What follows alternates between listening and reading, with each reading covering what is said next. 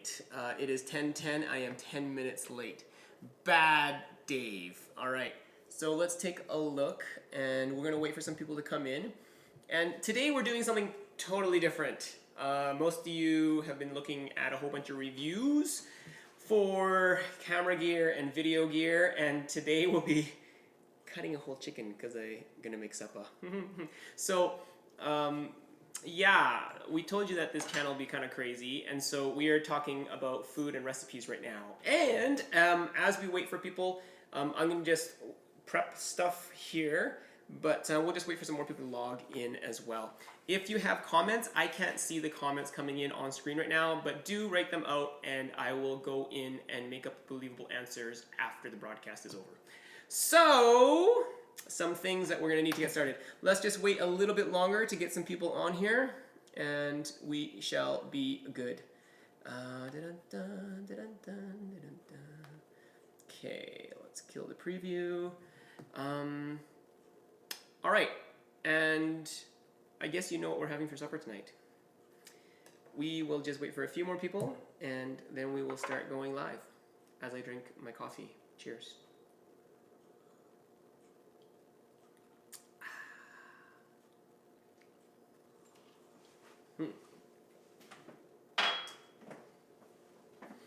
Okay. Thanks for being here. If you just joined me here on the broadcast, we are talking about how to cut a whole chicken this morning. And if you wanted to know any of the stuff that I'm using, I will post it online. I'll put it in the comments after the description afterwards, but you can find it at bit.ly/D, and it's 170316. So that's today's date, year, month, day, date. And double D stands for Dave Daily. Da, da, da, da. Cool. So let's get started. Hey, this is Dave from Not So Ancient Chinese Secrets, and I am going to be cutting a whole chicken because it's what's for supper. All right.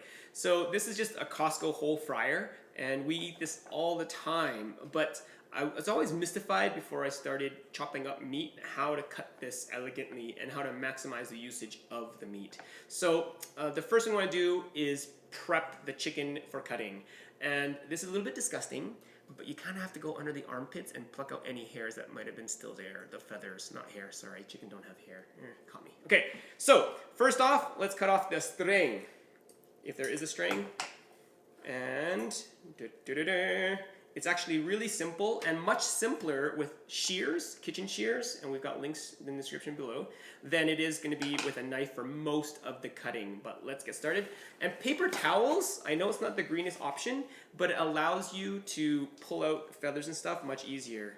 And so I'm not sure if you can see that in there, but yes, sadly, there are feathers under the armpits, and I don't want to eat them, especially because I'm going to be making soup today. So the paper towel, just grab and pull. It's a lot easier than without. So right there, we've got another feather, and just pluck it right out.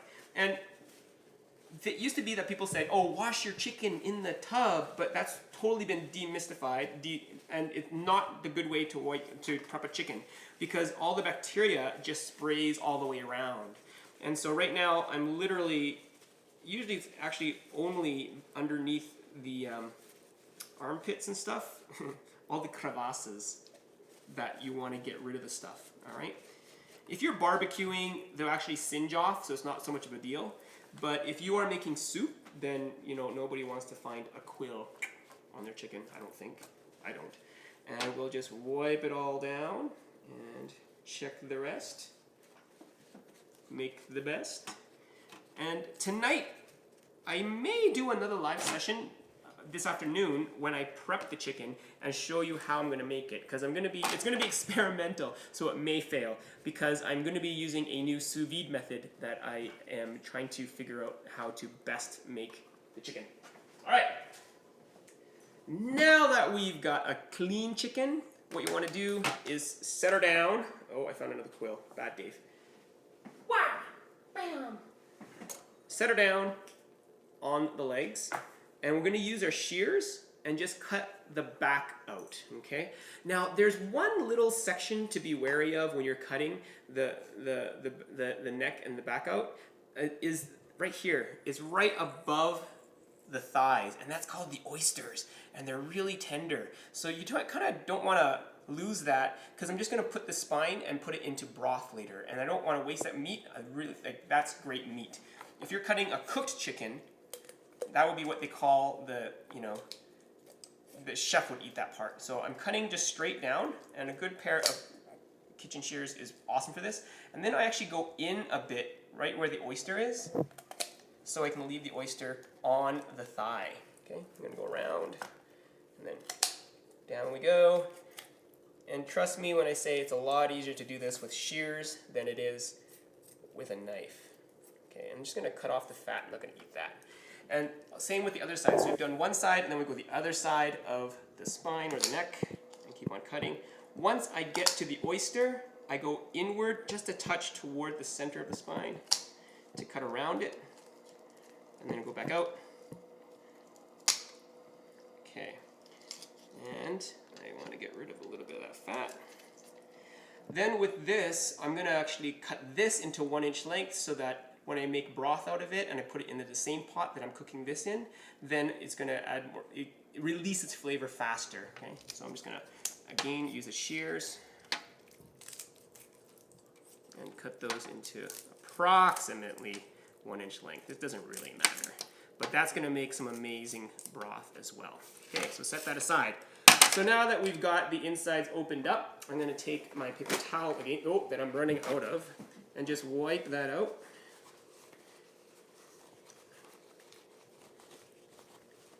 And right now, the easiest part to do next is going to be cutting off the thighs here, okay? And so naturally, you'll find that it opens up right there. And you can take your knife, and this is a great one. We've got a link in that description below. And I just pull it up, and I just slowly cut away. And watch your fingers, of course. And that is one of them. And you shouldn't have to go through any bone, because, as I go through a bone right now, and that is one of your thighs. And you could cut it again at this fat line, and that's where the joint is if you want to cut the thigh away from the drumstick. But I'm not going to do that because I'm going to cook this whole right now in the soup. And again, the other side, we're just going to lift the leg up, and then naturally you see where it separates. And I want to leave as much skin onto the breast as possible. And cut through, and that's our other side right there. So we've done that side, and again, if you wanted to, you could flip it over, find the fat line, and that will cut really easily right through that fat line. Okay. Now we are left with the breasts and the so the wings, all right? Now, I'm gonna keep this whole because I'm gonna show you a way to cook this whole, and it's gonna be super easy, and we can cut it afterwards, and I don't wanna lose my little chicken wings in the soup, okay? But if you wanted to, again, the trick is to lift the joint part away so you know where to cut on the joint itself, okay? There's always a fat line or a ridge that you see on the joint. So right now, if I pulled it away like this, I would cut right here at the joint. If you leave it like this, it's a lot harder. And with the wings, you can scoop in and then scoop out because it's a ball socket, okay? And same with the other side. I would lift the wing, and I'd scoop in with my knife and then scoop out. Okay, that's how you would do that. Oh, found some more quills. Bad, Dave. Okay, all right, but now let us, well, actually, I said I cut a whole chicken. Let's just cut off the drums. Oh, I'm so bad. Okay, let's just do it. So now if I pull up the wing, I'm just gonna go down where that line is, and then I find the joint, and then I go around it. Okay, ta-da! That's as easy as it is. So again, pull up the wing, find the joint, go down.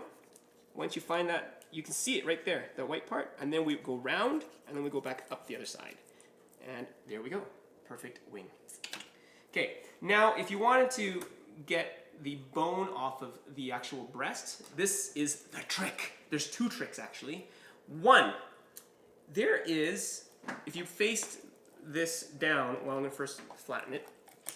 Okay, if you face this down, you're gonna notice with the skin side up, with the two breasts, right over here, if you can get in there, there's these two lines right here, and there's some, and that is the wishbone.